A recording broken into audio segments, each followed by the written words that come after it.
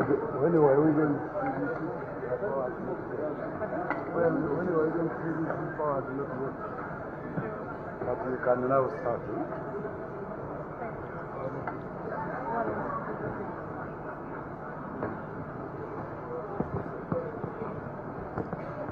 Hello.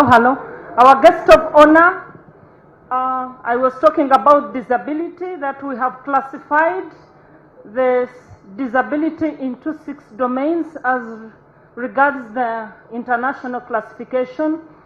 And it also includes environmental factors, but we are aware that environmental factors are difficult to collect in a census. Our guest of honor, if I was a short person, less than 1 meter, I would have no difficulty if you ask me these questions. But the other environmental barriers I would have, going back home, putting on the switch, I can't reach. Sitting on the seat where you are seated, it is too high for me. Boarding a taxi, I wouldn't. So I would have environmental barriers. Much as all these 6 domains, I have no difficulty. But we capture such information in surveys where we collect information about the environment as limiting somebody to participate fully in society. So the other information which we collected is the health conditions, and these cut across the entire population. We asked everyone who was aged 2 years and above whether they have ever experienced suicidal plans or thoughts or attempts. But the data you see here refers to the persons aged 10 years and above. And overall, we have seen the results. The ED has mentioned that. And the females have a slightly higher percentage of 18.9 compared to the men who have 17.8. But we're saying that less than 1% of our population aged 10 years and above experienced suicidal plans, thoughts, or attempts, even though nothing happened. And we also note that 12.9 had probable bipolar affective. We are using the term probable because here there are no experts to do more thorough screening, because we understand this is usually done in the community with experts or at the health facilities. So that's why we have those non-committal statements. Glad we have the experts, they will be able to say that. The current fertility levels, these ones, we know that today a Ugandan woman aged 15 to 49 years is expected to have between 4 and 5 children. Our computation was 4.5 children. And we are seeing a reduction from 5.8 10 years ago. These are the trends. And we also collected information on adolescent childbearing. Adolescent is defined as anyone who is from the age of 10 to 19 years. And we asked in the question in the census whether they were carrying whether they had ever been pregnant, and those who were carrying their first pregnancy were also included, and those who had ever had a birth, irrespective of the survival status of the child. We know that according to the guidelines, at least these years, you are still a child. Your reproductive organs are not yet fully developed, but there we are. So overall, we have 6.5% of our adolescents aged 10 to 19 who have begun childbearing. And we look at the variations by sub-region, and this is very core, because when you start early, that means the period of exposure, by the time you get to my age with gray hair, you'll have had maybe 10 or 12. So when you start early, that means you are going to have many children. And this is what we are trying to fight as a country. I know the National Population Council, now with NPA, these are some of the indicators they have been looking at. And we also collected information on migration and forced displacement. In our questionnaire, we had the information on tribe and whether you're Ugandan or not, and if you're not a Ugandan, how long you had lived in the country, what was your previous residence. All of this was used to compute information on migration. Forced displacement is where you move involuntarily. You've not decided, but you've been forced due to climatic conditions or war, and these usually are referred to as the refugees. And so as I indicated that we started by asking for your nationality. In the census we had 98% of the population who were Ugandans, while 2.3% were non-Ugandans. We also have information on statelessness, and we have a category of countries which has been, this information has been provided by the key stakeholders. We didn't decide ourselves, but we have information on people who are stateless. And a stateless person is someone who is not recognized as a citizen or under the laws of any country, consequently cannot enjoy the rights that are associated with citizenship. If you use previous residence, of course this is long-term migration. We noticed that 13 million of our population were migrants. Of course, the females being higher than the males of 7.6 million, whereas the male were 5.8. But for purposes of policy, we compute where the duration of residence, how long have you been in this country or this region, and we have 45% were recent migrants, meaning they had moved in the last 5 years. And of all those, because the migration of the 13 million includes the internal migrants and the international migrants, where your place of enumeration and you had a previous place of residence then would classify you as a migrant and would collect the duration in terms of years, how long you had lived. So, but we realize that most of our migrants are within the East African region, that 97% of the international migrants usually come from East Africa. And here we look at the net migration. In some areas you find that the number of out-movers are more than the number of in-movers. So you will have a positive change. If those going out are less than, if you have the people who are going out of the country or your sub-region, and they are much more than those who are coming in, then you have a positive migration. Then the other side, you have the net migration. So we note that if you look at the variations by region, Buganda is receiving more people than those who are going out, but we are aware that it has the country's capital and the business where it is, so most of the migration happens there. And in Busoga, the net migration is 1.7%.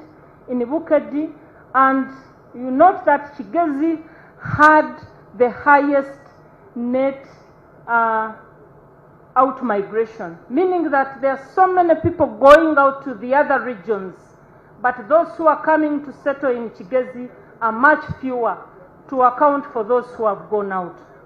Yeah. Idi has said that they are here in Kampala, but he was enumerated in Kampala, not in Kigezi.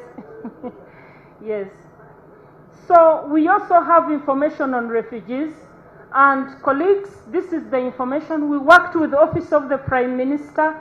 They did the recruitment and the training of officers to go in all the refugee settlements. But the refugees are not only in the settlement camps.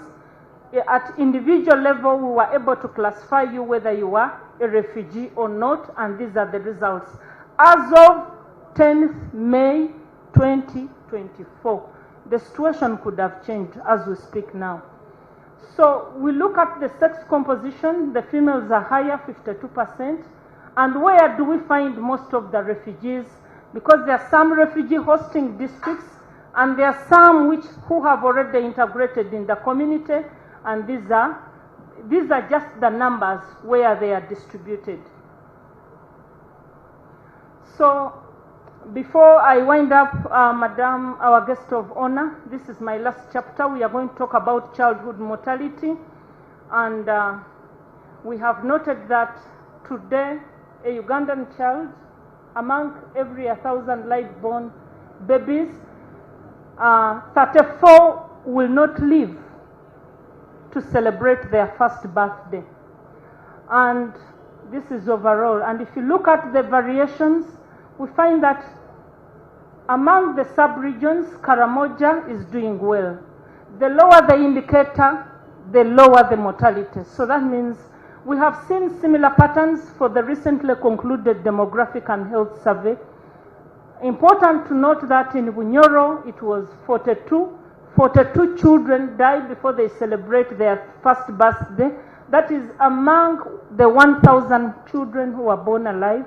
While in Ankole it is 43, in Ichigezi it is 33.9, in Toro and in Bukedi it is 27, while in the central it is 47.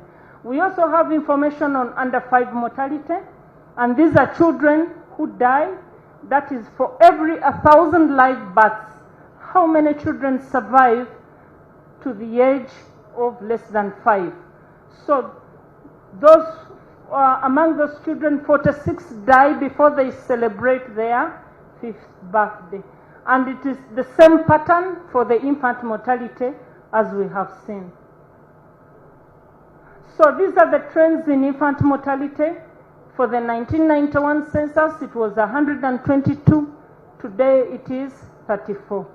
Similarly, for under 5, it was 203 babies dying before they celebrate their 5th birthday.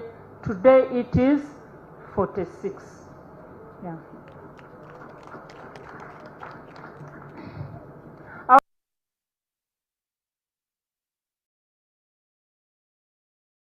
Our members, whether there was a death that occurred in the household in the last 12 months. We collected the information by age, whether it was a child less than 1, whether it was an adult, and whether it was a male or a female. We would get those details. And so we've classified what we are showing here. We are looking at adult mortality, and we are singling out females. We are looking at pregnancy-related mortality. How many, for those women who died between the age of 15 to 49, we would probe for the causes. And of course, we would ask 3 questions. Did she die while giving birth? Did she die while she was pregnant? Did she die within 42 days after she had given birth? And then we would get the answers. And we note that pregnancy-related mortality, this is the health experts, this is ICD-10, and we note that there could be other causes also. She could have died of a snake bite, she could have died of due to violence or any other factor, whereas she was pregnant. So this is the maternal-related mortality. The pregnancy-related mortality was 223 live births. 223 losses of mothers for every 100,000 live births. And similarly, we get to the maternal mortality ratio. We had 207 mothers dying for every 100,000 live births. For the maternal mortality ratio, the difference between those two, we rule out issues to do with accidents, because I can die of pregnancy. I can be pregnant, but my cause of death is an accident or a snake bite or a homicide, or that is violence in the home. So if you rule out for all those, you get to the maternal mortality ratio, which is the ICD-11, and that is the percentage. So these results have been released, and using infant mortality rate, we develop a life table and we generate the years one is expected to live once he's born. And nationally it is 68.2. This has risen from 63.7.